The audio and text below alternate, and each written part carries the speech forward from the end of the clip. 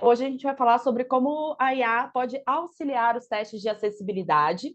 Então, para quem não me conhece, que está aqui acompanhando esse evento, meu nome é Márcia, eu sou de Campo Grande, Mato Grosso do Sul, e eu sou mãe da Helena e de um casal de gatos, entre eles o Bolacha, que na verdade é um casal de gatos de uma amiga minha, Cone, um beijo, Cone, que está lá em Portugal, e eu sou analista de testes de qualidade desde 2022. E aí você pensa, nossa, desde 2022, faz tão pouco tempo, mas vou falar, foi meio intenso essa mudança. Eu era de uma outra área, da área da educação. Então, vir para a área de tecnologia foi um grande desafio. Então, para mim, é um grande prazer estar aqui e representar o pessoal da área de testes e de qualidade nesse evento tão especial.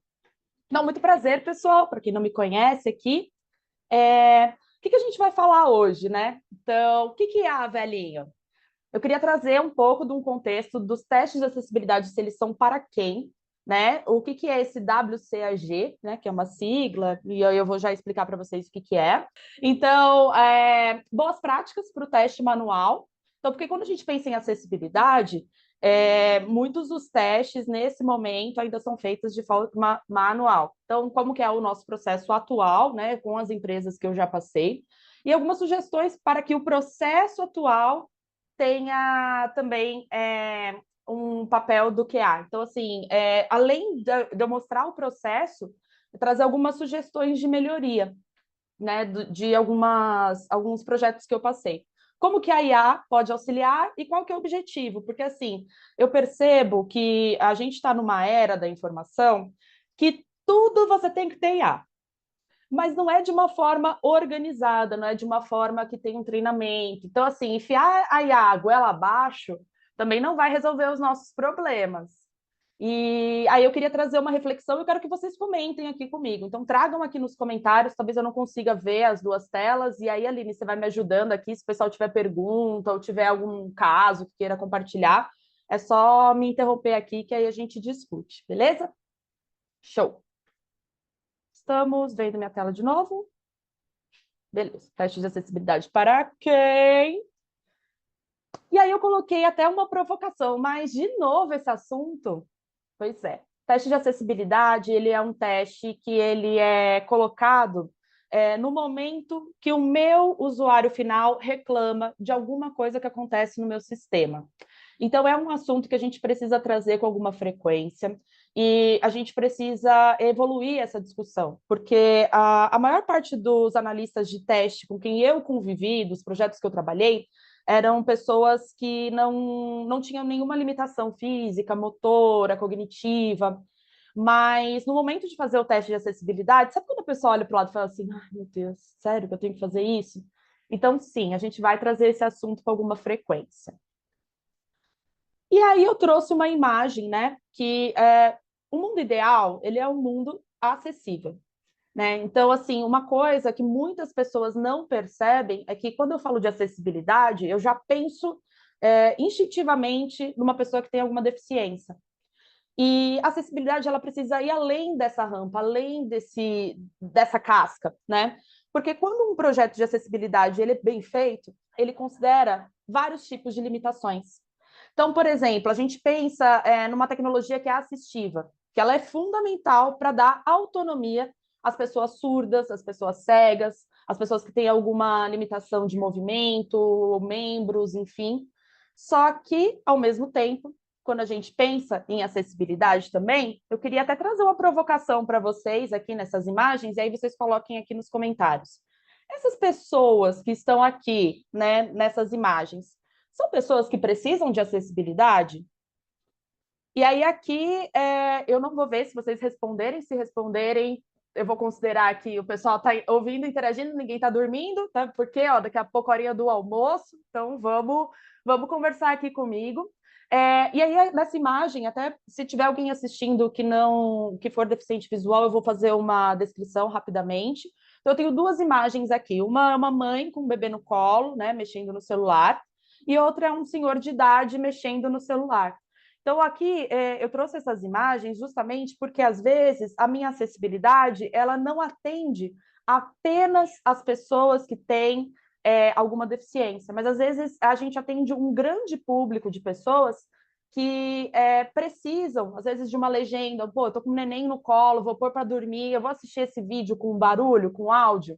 Não, às vezes eu preciso de uma legenda para me ajudar a conseguir conciliar todas essas demandas do meu dia a dia. Eu preciso de um software que ele seja interativo, intuitivo, para mexer com uma mão só.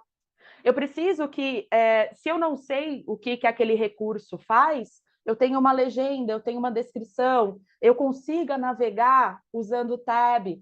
Então, principalmente na parte de web. Então, a gente pensa em testes de acessibilidade não só para as pessoas que têm alguma deficiência, mas também para atender um público que tem algumas necessidades mais específicas. E aí aqui, peraí, passar para o próximo slide. Beleza. E aí, assim, qual que é o objetivo do teste de acessibilidade, né? Então, é garantir que os componentes estejam em conformidade com as diretrizes de acessibilidade de conteúdo da web, ou WCAG, que é Web Content Accessibility Guidelines, que significa literalmente isso, então, diretrizes de acessibilidade de conteúdo da web. E que esse fluxo entregue a melhor experiência de usabilidade para todas as pessoas. Então, assim, eu não vou trazer um nicho específico, mas eu tenho alguns recursos, algumas estratégias para pessoas cegas, para pessoas surdas, para pessoas que falam só em Libras, mas também eu vou atender um público um pouco maior do que isso. Então, assim, o objetivo dessas diretrizes é tornar esse conteúdo acessível a todo mundo, independente do dispositivo que elas vão usar, né? E aí, isso é discutido e trazido por uma organização que é a W3C, World Wide Web. E aí, meu inglês eu já gastei o suficiente hoje, mas está aqui no slide, em algum lugar que eu vou falar sobre essa organização, que é uma organização internacional que trabalha para criar esses padrões web. Para vocês terem uma noção, até trazendo um pouco dessa linha histórica, a primeira versão ela foi lançada em 99. E aí a segunda, para você pensar nisso, foi discutida e publicada e atualizada em 2008. Então eu levei quase 10 anos para poder estabelecer essas normas e entender e estudar. Então, assim, é um assunto que estava até meio defasado. Então, é algo que a gente precisa trazer e trazer para a pauta e trazer à luz, assim, para a gente poder estar sempre atualizando, né, essas diretrizes e entendendo se elas fazem sentido, né, para essas pessoas. E aí a gente pensa nos usuários com algumas deficiências cognitivas, deficiência de aprendizagem, baixa visão, e isso, como que eles vão se relacionar com aquele software, né? Então, essas WCAG, elas são usadas por diversas pessoas e organizações. Então, assim, é cool ser acessível? Talvez. Mas não é que é só cool, não é só status, é necessário. Tá bom? E é isso, pessoal. Terminei aqui, brincadeira. Mas eu acho que essa minha fala, ela já resume um pouco dessa necessidade, né, e do motivo de eu ter trazido essa palestra para vocês, porque dentro da área de qualidade, como que o QA vai validar isso? Imagina você que você não é uma pessoa com nenhuma deficiência, com nenhuma limitação. Como que eu vou validar isso? Como que eu vou pensar nisso, uma vez que eu não tenho essa necessidade, né? Então, o QA vai testar o sistema como os indivíduos com algumas deficiências, como, por exemplo, a visual, órgãos não funcionais, dificuldade de aprendizagem auditiva. Só que a gente sabe que não é possível ter um profissional com cada limitação para validar esse sistema.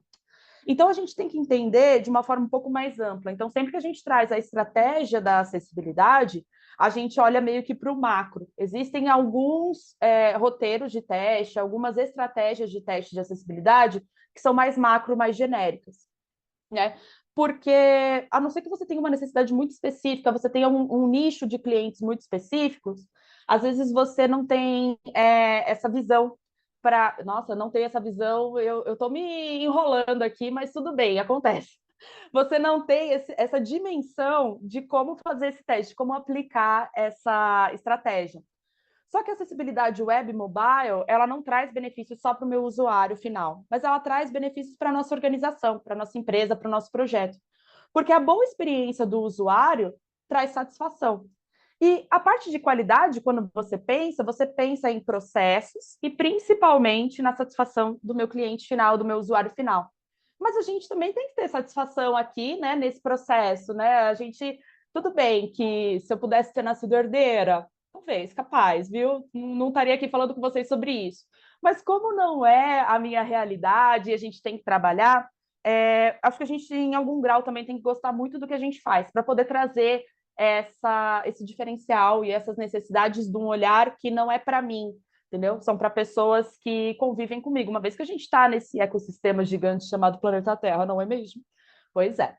Então, o principal aqui é trazer satisfação para o usuário final no momento que ele tem autonomia, no momento que ele entende meu fluxo, que ele entende meu processo, no momento que, por mais que às vezes no meu sistema a minha performance não seja tão boa, mas eu tenho um cuidado, um carinho, um olhar tão especial, tão diferenciado para pessoas com deficiência e pessoas com diversas limitações, que a gente fala, beleza, eu tenho pontos a melhorar e a gente sempre tem, nenhum software é perfeito.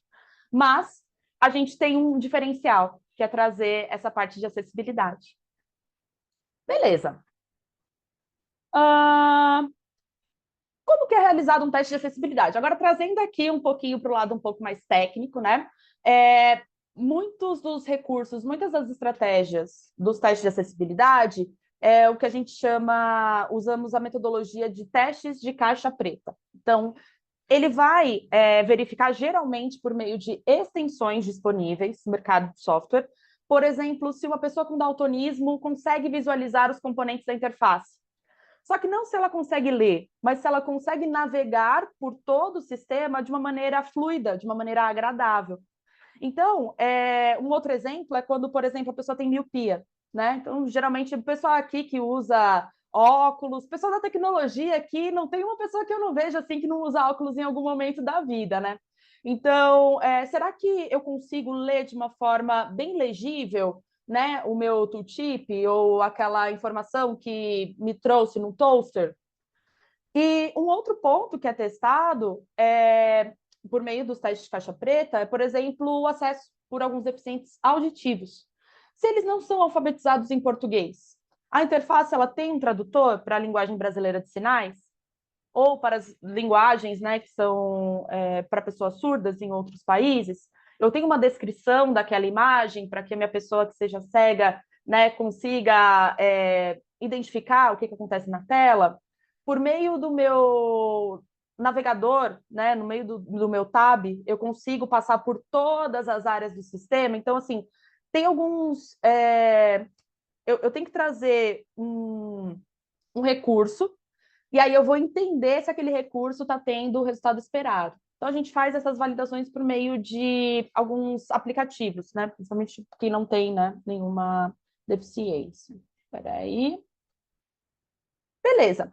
E aqui para o teste manual, né? Uma vez que a gente está falando nesse momento, nesse primeiro momento, de algumas estratégias para aplicação do teste de acessibilidade, uma coisa que é fundamental é o tamanho da minha fonte. Ele facilita a leitura, né? Essa fonte que eu uso, ela está em itálico? Porque, assim, pode parecer uma coisa besta e eu acho itálico o máximo. Sabe quando você lê assim meio tortinho? Pois é.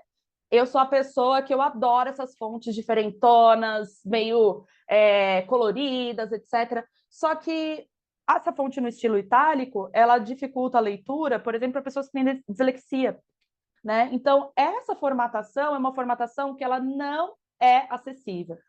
E as cores, elas seguem um padrão de regras para que eu identifique aquele elemento? Ou eu estou numa tela e o meu elemento que traz um ponto de atenção é amarelo, só que na outra tela o mesmo ponto de atenção é vermelho. Então, assim, eu consigo identificar visualmente, sem muita explicação, esses elementos. Então, o meu menu ele está bem localizado, eu consigo clicar, eu consigo identificá-lo.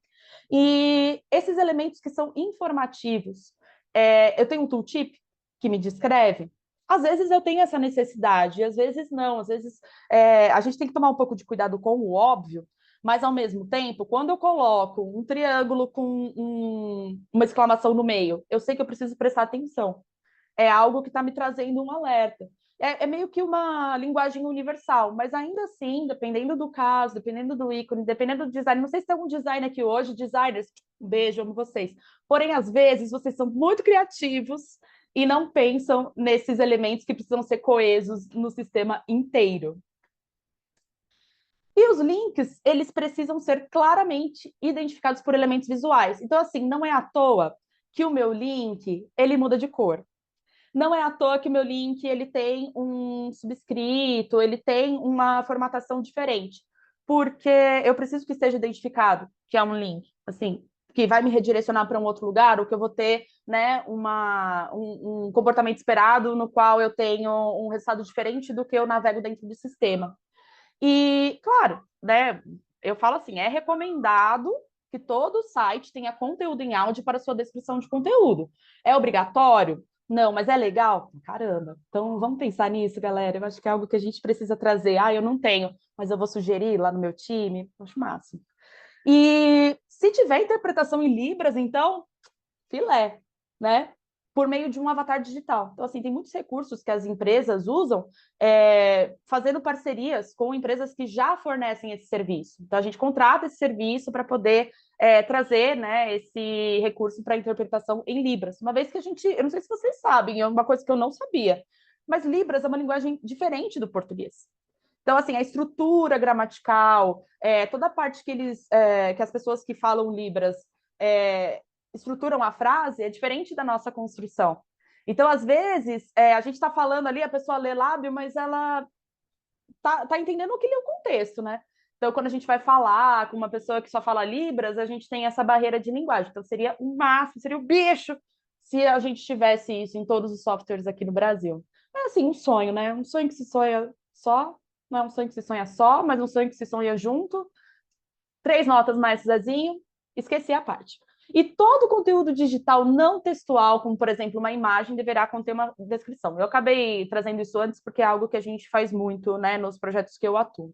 Só que assim, aquela coisa, não é possível garantir 100% de acessibilidade num software. Assim como não é possível garantir 100% de uma restrição de bugs, que o software seja 100% perfeito. O 100% a gente tem sei lá, até vontade, né, de fazer e se desdobrar, mas é impossível, são tantas variáveis, né? Só que se eu não vou atingir 100%, eu vou atingir 0%? Não, a gente tem que pensar sempre em como promover essa boa experiência para todos os usuários. Então, aqui eu trouxe para vocês algumas boas práticas que a gente valida, ó, aspecto visual, interação, conteúdo, e a gente dá uma olhadinha no código também. Porque, além de fazer a validação, a gente também tem que criar a documentação disso. Então, como que você vai documentar esse teste acessível? Entende? E nesse ponto, a gente sempre precisa entender que a qualidade ela é essencial. Ela não pode ser negociada. Então, a gente tem aqui a necessidade, às vezes, de ser um pouco mais acessível nos nossos projetos, mas aí as pessoas barram. Eu acho que é uma tecla que a gente precisa bater. A gente, enquanto guardiões da qualidade, mala que pega os bugs dos devs, o mala que chega lá no produto e fala assim, mas isso aqui, sabe, não está fazendo sentido, não está fluido. O mala que chega num PO e fala assim, não, mas o cliente pensou nisso? Não, e como que vai ser essa dinâmica? Então, a gente precisa trazer esses pontos, não só de boas práticas, não só técnico, mas também numa documentação, para que qualquer QA ou qualquer pessoa que chegue no projeto bata o olho e fala assim, realmente, a acessibilidade aqui ela é muito relevante, muito importante, a gente tem que se atentar e sempre lembrar. Beleza. Então, como que é o processo atual dos testes de acessibilidade nos projetos que eu trabalhei, né? Então, tudo começa na parte de planejamento de design. Então, assim, quando eu estou ali fazendo o desenho da minha tela, do meu aplicativo, eu acredito que o QA, dentro das muitas funções que ele desempenha, é um momento crucial para que ele participe desse refinamento, dessa construção dessa tela. Porque a ideia é que tenha uma pessoa que traga aquelas provocações para garantir que todas as pessoas compreendam o que vai ser testado. E aí, nessa parte de design, pelo menos eu sou uma pessoa muito visual, assim, às vezes eu preciso da tela para entender qual que vai ser o meu próximo passo. Às vezes, só com a documentação eu tenho dificuldade de fazer isso. mas cada um tem um processo, respeitamos todos os processos aqui, mas quando eu tô de olho na tela, que o cara do design tá lá desenhando e fala assim, não, porque a gente vai usar essa cor e esse contraste, isso, e aqui você clica e vai para lá, que tem uma ferramenta, para quem usa aqui a parte de design, que é o Figma, que eu acho o máximo. Nesse momento, eu já começo a pensar nos meus testes. Até, e começo a escrever, e Excel mesmo, tá, gente? Não tem segredo aqui, existem vários aplicativos, mas eu acho que às vezes a gente precisa ir pelo básico, entendeu? Então, caso de teste, cenário, descrição, que parte que afeta, que tipo de usuário que eu, né, de permissão que eu preciso para chegar naquele processo. E aí a gente entende esse escopo dos testes de acessibilidade. Então, aqui eu trouxe uma imagem, eu não sei se dá para ver, assim, eu acabei colocando assim de uma forma que eu tirei, na verdade, de uma outra apresentação, pessoal, que era do Banco Carrefour. Então, peguei, tentei tirar as informações mais sensíveis, né? Dei uma cortada, mas como que funciona aqui? Então, para quem não conhece, essa telinha aqui é o Gira, que é uma ferramenta de gerenciamento de tarefas, bugs, etc. Então, eu tenho uma tarefa no qual eu tenho, por exemplo, as notificações do Android.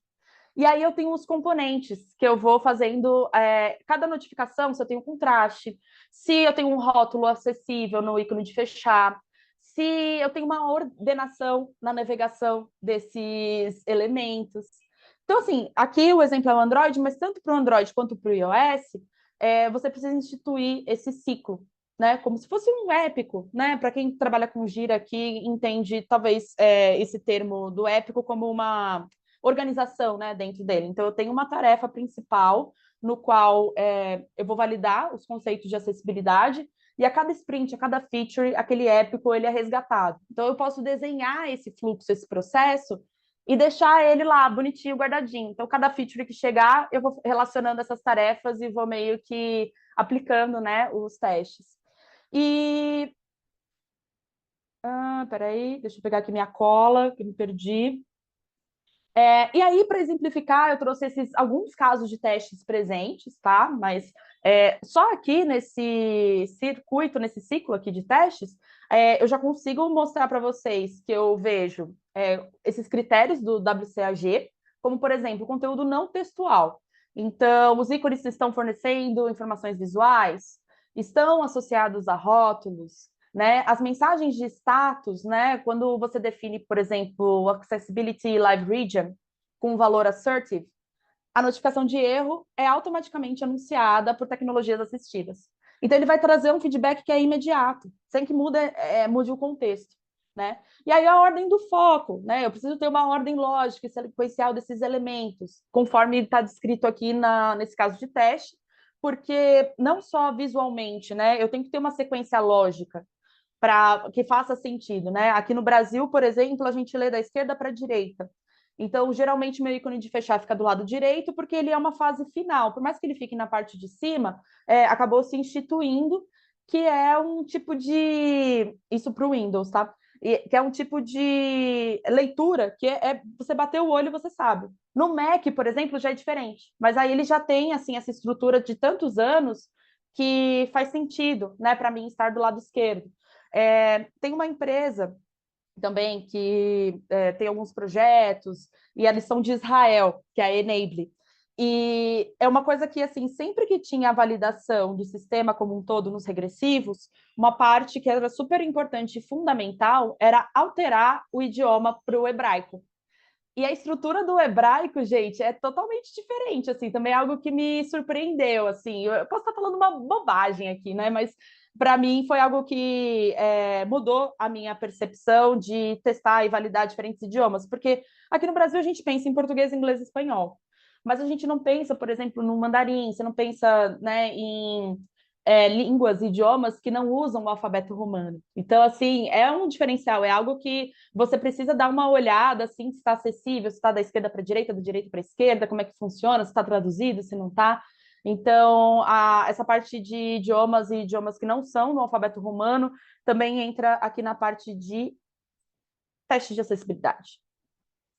E aí, beleza, eu construí toda a minha suíte, construí toda a minha lógica, fui lá nas diretrizes, bati um cara crachá, pensei em algumas situações um pouco mais genéricas, mas é aí que eu vou fazer o teste, porque ali é um momento que eu só estou planejando, então eu estou entendendo o sistema, estou entendendo como é que eu aplico a acessibilidade aqui, e depois, de fato, eu vou concentrar os meus esforços na realização desses testes. E nesse caso aqui específico que eu trouxe para vocês, eram testes manuais, né? E quando a gente pensa em automação, na bala de prata, que vai resolver os nossos problemas, alguns problemas de acessibilidade você só pega no teste manual. Então, assim, eu vou ser substituído pela IA? Depende. Eu acho que não. Mas se você não souber como trabalhar com ela, como trabalhar com a automação, você vai acabando ficando para trás. E aqui é um ponto muito importante, muito essencial, que é o teste manual, ele vai te ajudar muito com relação a pegar alguns gaps desse nicho, né, de testes. E também a gente usa alguns emuladores, né? Então a gente tem, até ontem eu estava discutindo com a Carol Payer, que é minha amiga, minha parceira, uma pessoa que é engajadíssima nessa parte de acessibilidade. É uma pessoa que me ajudou muito a construir esse conteúdo, ela e a Patrícia Garcia. Obrigada, meninas. Não sei se vocês estão aí, mas fica aqui a minha gratidão. Que são pessoas que sempre que olham, né, para o teste e pensam na acessibilidade, elas trazem um recurso da Google que se chama Lightshot. Então, é um recurso que você consegue, literalmente, apertando um botão, ler aquele sistema, aquela tela, né, no caso do web, que vai te trazer um relatório completo. Está acessível, não está, de 0 a 100, o que você pode melhorar, algumas dicas. Então, assim, é muito importante conhecer esses recursos. Só que, assim, eu estou ali fazendo meu teste sozinha e uma boa prática, né, num processo atual, né, principalmente para esses testes de acessibilidade, é que os testes e o desenvolvimento sejam feitos em par. Justamente porque os componentes eles precisam ser desenvolvidos trazendo essa experiência de navegação acessível. E aí os profissionais envolvidos, quando a gente tem esse diálogo constante, a gente consegue compartilhar algumas práticas, né, desse código acessível. E a gente colabora também nessa revisão de documentação. O dev que está ali fazendo, né, uma construção fala assim, olha, eu vou subir aqui para o ambiente de teste ou de homologação. Você consegue dar uma olhada antes de eu subir? Não, beleza, olha, dentro da minha suíte, como é que funciona isso? Como é que está isso? E esse fluxo? E o tab? Vamos testar? E aí eu acho que esse desenvolvimento em par, antes de subir, né, para validação, é essencial. A gente consegue cortar, assim, na raiz, um bug que acaba ficando muito caro se a gente acaba pegando em produção, entendeu? Então, assim, eu acabei chovendo numa olhada aqui, mas essa parte de teste de desenvolvimento em par não é só para a parte de acessibilidade, deveria ser tipo, para qualquer tipo de teste, né? E aí, nos testes regressivos, então, assim, eu fiz a minha suíte, eu fiz os meus testes, eu fiz o meu desenvolvimento aqui, essas validações, só que tem um momento que eu acabo o meu ciclo, né, de entregas. E aí eu preciso revalidar se o restante do sistema está aderente a essas alterações, essas mudanças, a essa inserção de código. E aí, dentro dessa fase, né, nessas releases de liberação de versões, eu preciso entender como que está sendo feita essa migração para a minha tecnologia que já é nativa. Então, assim, chovendo no molhado, é super importante ressaltar como que a parceria entre todas as pessoas desse processo, do meu cliente que está aqui com um sonho, e o sonho que se sonha só, que não se sonha só, que se sonha sozinho, até chegar ali para o meu cliente final, né, que é o meu usuário da plataforma, quando eu tenho essa comunicação um pouco mais fluida, eu já corto no meio do caminho problemas, né, antes de chegar na mão desse cliente. E, além disso, não só pensando na parte estrutural de código de entrega, a gente dissemina uma cultura. Então, quando eu chego e sou a chata que fala, que pensa, que critica, que busca, que questiona, sabe, só para ela não falar nada, eu já vou ver se tem esse tab que está funcionando. Então, assim, a gente acaba indiretamente trazendo essa cultura de acessibilidade, que é a parte mais importante, que inclusive eu adiantei do meu slide porque eu sou ansiosa, tá? Então eu ia falar tudo isso aqui, né?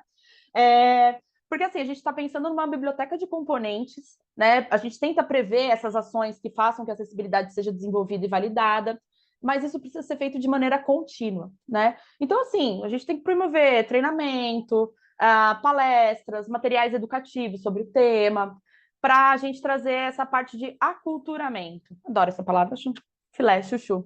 E, assim, além de materiais que estejam disponíveis para todas as pessoas desses processos, como, por exemplo, um checklist. Então, meu design ele tem um checklist que vai seguir ali no momento que ele estiver desenvolvendo aquela tela. O meu teste não é só meu, eu tenho um time de QAs, né, que precisam validar diferentes projetos, diferentes telas. Então, esses QAs, eles têm acesso a esse processo, essa checklist. Então, assim, eu acho que para cada pessoa diferente, a gente precisa ter um nicho, um conjunto de informações que a gente acaba validando isso. E assim, conforme vai passando o tempo, esse checklist vai ficando meio obsoleto.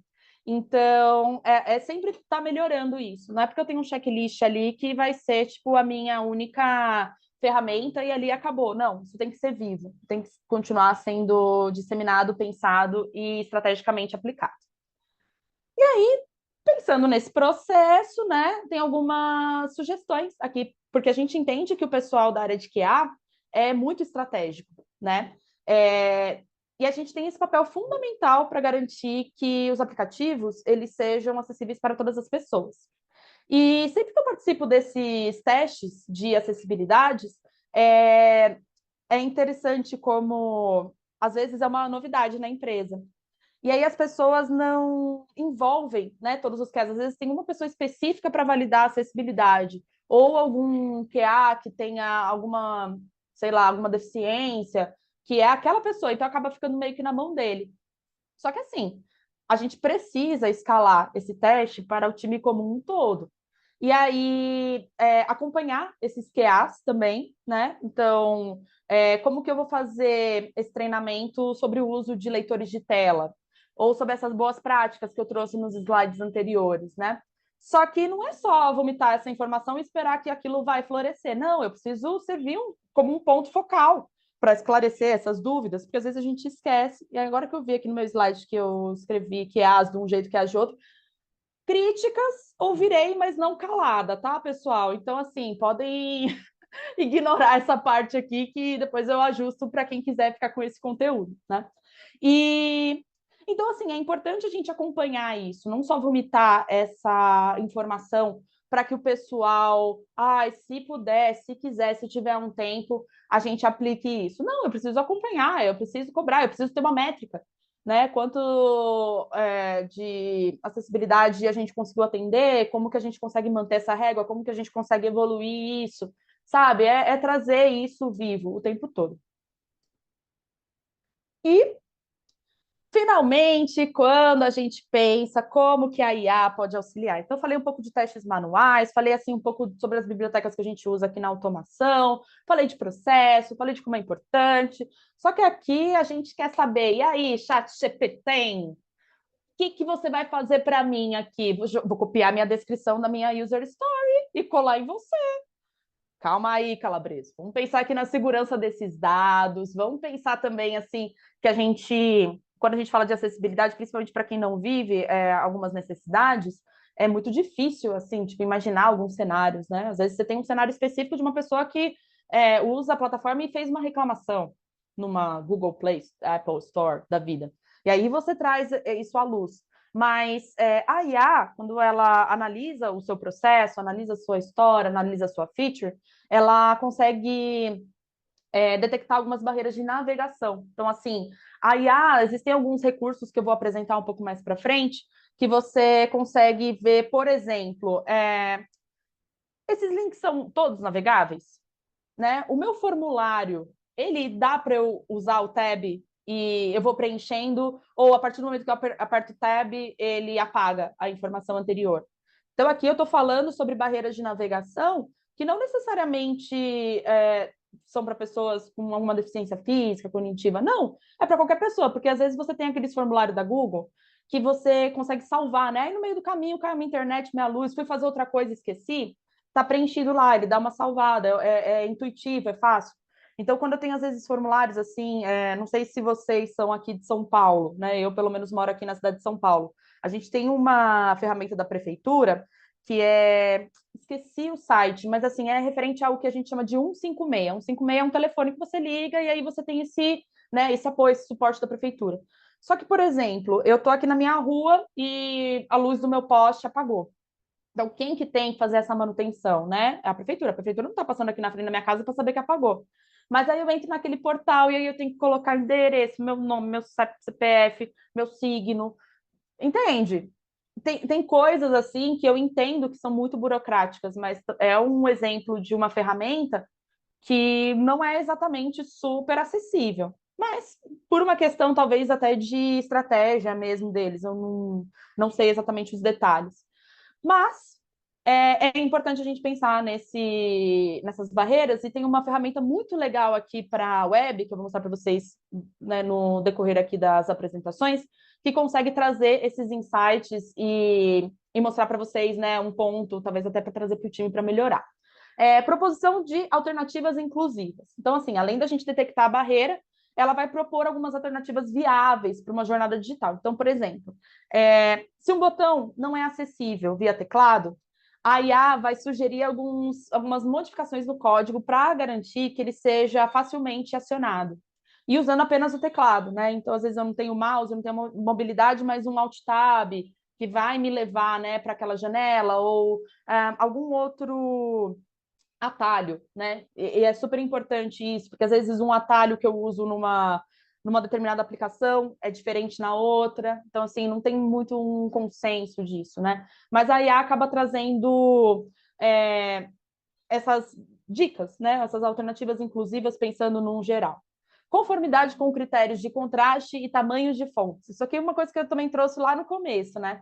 Então, a IA vai avaliar se essas combinações de cores fazem sentido por uma questão de contraste, e se o texto está legível para, por exemplo, pessoas com baixa visão. Então, caso a IA identifique essas falhas, ela já sugere alguns ajustes automáticos, como, por exemplo, olha, aqui, né, pensando numa tela que está em 100% de zoom e tal, você consegue aumentar a fonte sem quebrar o layout, ou alterar essas cores para que o contraste melhore essa legibilidade, né? E descrição automática de imagens, né? A IA, ela já pega a imagem, ela já é meio que uma coisa meio default, assim, eu vejo isso muito no Gemini, quando eu subo alguma imagem para fazer algumas validações, inclusive validações de outras empresas que também estão querendo trazer a IA, as próprias IAs, né, e vender para as outras empresas. A IA já traz, né, meio que de fábrica essa descrição de texto para imagens. Então, assim, é uma funcionalidade que é essencial e já vem meio que, tipo, é óbvio, né, que a gente precisa ter. Compatibilidade com tecnologias assistivas, então a IA assegura que todos os elementos digitais sejam compatíveis com essas tecnologias assistivas. Por exemplo, a ferramenta ela garante que as imagens tenham as descrições de texto, mas que os elementos de navegação também possam ser usados com ampliadores de tela, sem quebrar o meu layout. Então, eu preciso entender, assim, o meu software está preparado para um zoom que seja extremamente, que não distorça, né, a minha imagem ou a minha experiência aqui, né, na navegação. E isso facilita, tipo, super N pessoas, assim, não só pessoas com baixa visão, mas pessoas que tenham dificuldade de enxergar, enfim, promovendo uma experiência digital mais acessível e inclusiva. E eu vou falar isso, tipo, algumas vezes, né? Manutenção preditiva e monitoramento contínuo. Então, assim, a IA ela vai contribuir para essa manutenção preditiva, porque o papel do QA não é chegar no momento do final da esteira e pensar, putz, isso aqui não é acessível, né? Eu não sei se vocês observaram, mas o QA ele está participando do processo nessa minha narrativa desde o começo. Então, meu cliente dormiu, acordou, pensou, eu quero ser acessível, é chique. E o meu QA não está pensando nisso só lá no final, né? Eu estou prevendo isso, eu estou aqui no meu designer, eu estou aqui no meu desenvolvedor, eu estou aqui nas reuniões de refinamento, entendendo esses processos, elencando, né, alguns escopos de teste mais relevantes, mais importantes, mas esse monitoramento acaba sendo contínuo. Né? A gente não pode pensar que a gente é acessível porque eu tenho um recurso específico ou implantei aquele recurso em algum momento da minha vida e nunca mais olhei para ele, né? Personalização da experiência do usuário. Então, assim, com base nesses dados coletados, e é por isso que eu trouxe para vocês, vamos dar uma olhada também nessa segurança desses dados. A IA, ela ajusta, ela traz algumas sugestões, né, de ajuste, de contraste, tamanho de fonte, navegação, mas entendendo o contexto. Então, assim, é muito interessante quando a nossa empresa, por exemplo, tem uma IA que a gente possa usar com os dados internos. Nem todas as empresas têm isso, né? Então, acaba... quando eu não trago contexto, né, para minha LLM, ela vai sugerir uma coisa um pouco mais genérica, um pouco mais, né, geralzona. Mas se eu tenho a possibilidade de ter um recurso de IA específico para minha empresa, que eu consiga usar, que eu consiga alimentar, que ela consiga entender o meu processo e tenha esse histórico guardado, ela vai trazer um resultado um pouco mais personalizado. E análise de dados e relatórios detalhados, né? Então, assim, a IA ela vai facilitar a geração desses relatórios, por exemplo, quando eu usei o Lightshot. Então, ele vai, tipo, ler e vai trazer não só o grau de porcentagem da minha acessibilidade, mas que pontos que eu tenho a melhorar e que pontos que estão bons também, né? E aí, essas análises de dados, como é muito rápido, né, muito imediato, isso permite que a minha empresa ela pense em estratégias. Então, tudo bem, eu tenho esse grau de acessibilidade, eu quero subir essa régua, eu quero trazer. Faz sentido para mim trazer pessoas para fazer essa validação e entender esses recursos? Faz sentido para mim eu investir em softwares que são parceiros, que acabam me trazendo esses recursos de acessibilidade? Então, eu acho que assim, essa parte de análise de dados e relatórios eu consigo justificar para a minha companhia gastos que a gente tem também com relação a subir essa régua da acessibilidade. Então, eu acho que é uma ferramenta bárbara e vai me ajudar muito a poder justificar, né, para o meu gerente o investimento financeiro, né, em ferramentas. Estou sentindo vocês muito quietinhos, gente. Coloca aqui nos comentários, tá? Em algum lugar aqui da minha tela. Se tá maneiro, se não tá, se tem dúvida, se não tem, para a gente poder discutir, tá? Estou seguindo aqui para a reta final, né? E como que a IA pode auxiliar, né? Então, eu trouxe para vocês alguns aplicativos. Esse primeiro se chama Sim AI. É um aplicativo de inteligência artificial que é desenvolvido pela Microsoft. Ele é para o iOS, e ele usa a câmera do seu dispositivo para identificar pessoas e objetos.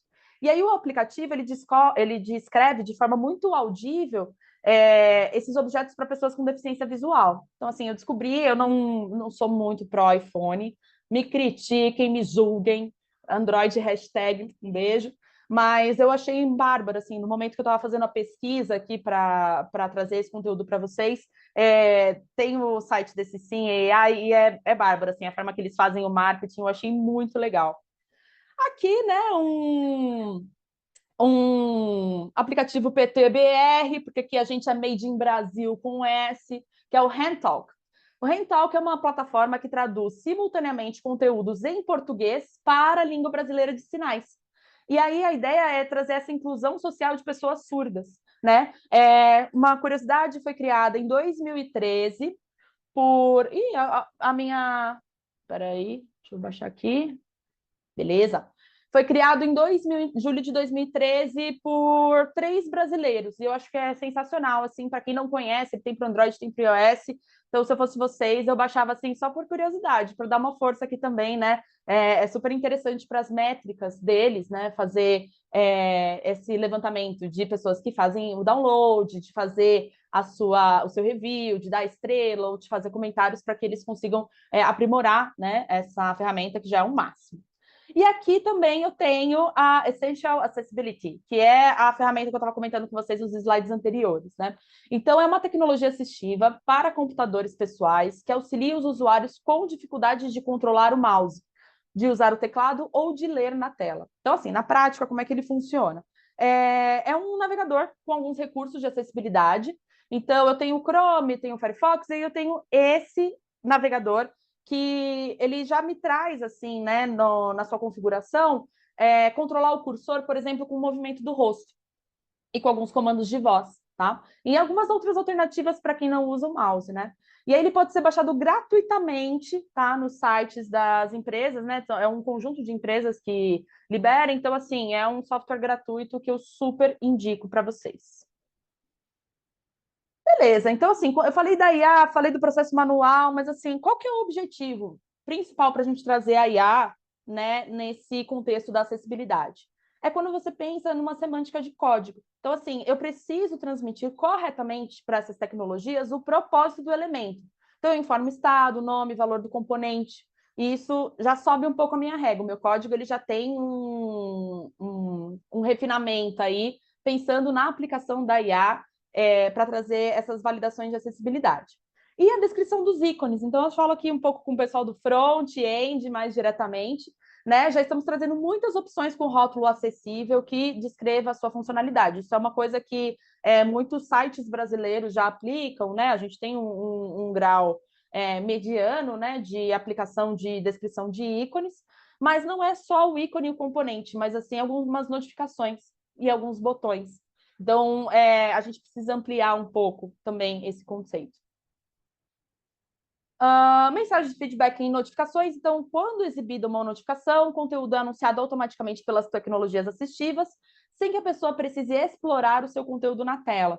Então, às vezes eu tenho um modal que abre, e aí a minha tecnologia assistiva vai me dando esse contexto, vai me narrando, ou vai me ampliando a tela. Então, dependendo, né, das notificações, e eu acho que eu repeti aqui, né, porque eu já falei isso na anterior, me confundi, mas é algo que a gente estava implementando pensando em implementar, né, na empresa que eu trabalho atualmente. Mas me perdi aqui. Deixa eu voltar. Vou passar para o próximo slide, que a gente já está finalizando. Estou um pouco preocupada com o horário, mas já estou terminando, tá, Aline? Prometo. Ordem de foco, então todos os componentes seguem uma ordem de foco que faça sentido para a navegação. Então, da esquerda para a direita, de cima para baixo, a gente tem uma ordem, né, que precisa fazer sentido. E além da área de toque, contraste mínimo, fontes e responsividade se estão sendo contemplados nessa avaliação da acessibilidade. Falei, blá, blá, blá, uísca sachê. Então, assim, vamos fechar aqui, amarrar e entender que a inteligência artificial, ela está transformando a forma como que a gente aborda a análise de acessibilidade. Ela propõe soluções muito rápidas, muito precisas e muito personalizadas. Então, desde a detecção automatizada de barreiras até a proposição de alternativas inclusivas e a manutenção contínua da acessibilidade. Então, assim, a IA ela tem que ser um recurso que, por mais que seja uma extensão, né, da validação humana, ela precisa ser usada com muita responsabilidade. Não só dos aplicativos que são muito legais, mas assim, trazer de uma forma um pouco mais estratégica. Então, assim, à medida que a tecnologia vai avançando, a integração da IA nas soluções de acessibilidade precisa aprimorar a inclusão digital. A gente não é acessível porque é legal, a gente é acessível porque é necessário. E aí, para ajudar isso, né, e para justificar, putz, mas eu ainda tenho que pensar na acessibilidade, vamos usar a IA como um recurso para nos ajudar, para nos auxiliar nesse processo? E é isso. Queria muito, muito, muito agradecer a todo mundo que está aqui. Espero que tenha sido produtivo. É um material que eu, desenrolei com muito carinho para vocês. Acabei chovendo no molhado, acabei repetindo algumas coisas, mas a ideia é plantar para vocês uma semente de que é possível, sim, apesar de, na minha opinião, também ter que ser um tipo de assunto que seja mais discutido, mas assim, a ideia aqui é convencer vocês que é uma parte extremamente importante e relevante, mesmo que para vocês às vezes não faça diferença isso. Mas a gente tem que pensar num todo, tá? Então a qualidade é isso. Eu penso em processo, eu penso em entrega de valor, eu penso em melhoria contínua, e a acessibilidade não pode ficar fora disso. Também não precisa ser, ai que saco, nossa, semana da diversidade da acessibilidade. A gente tem, às vezes, esse pensamento nas empresas, porque talvez isso não seja vendido da melhor forma possível. E é isso.